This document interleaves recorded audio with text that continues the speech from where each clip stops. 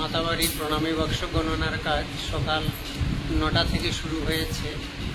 আমাদের 18 জনের একটা টিম করে দিয়েছেন ডিএম স্যার। আমাদের পুরো টিম আমরা গণনার কাজে এখন ব্যস্ত আছি। গণনা আরও অনেক সময় লাগবে, মনে হয় রাত্র 8টা 9টা বা 10টাও বেজে যেতে পারে।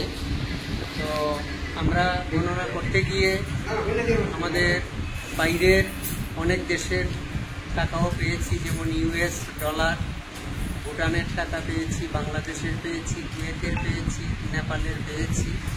এর থেকে বোঝা যায় যে আমাদের রাজ্য এবং রাজ্যের বাইরে দেশের এবং দেশের বাইরে থেকেও পুণ্যার্থীরা মায়ের দর্শনের জন্য আসেন। প্রণামী বাক্স থেকে পাওয়া অর্থ থেকে এটা প্রমাণিত হয়।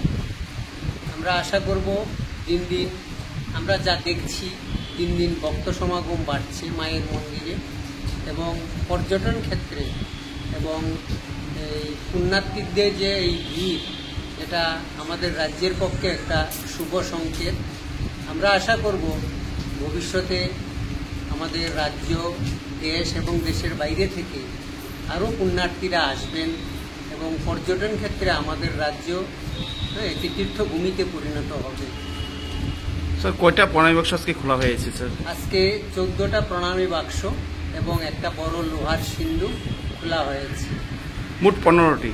মোট 15টা সিন্দুক সহ এবং 14টা প্রণামী বাক্স, মোট 15টা খোলা হয়েছে। আজকে যে প্রণামী যে গণনা হচ্ছে স্যার, কতদিন পরে এই গণনাটা হচ্ছে? আমরা লাস্ট গণনা কাজ করেছিলাম 24/4/2025, এপ্রিল মাসের 24 তারিখে লাস্ট গণনা করেছিলাম। আর আজকে আমরা 7 জুলাই আমরা গণনার কাজ করছি।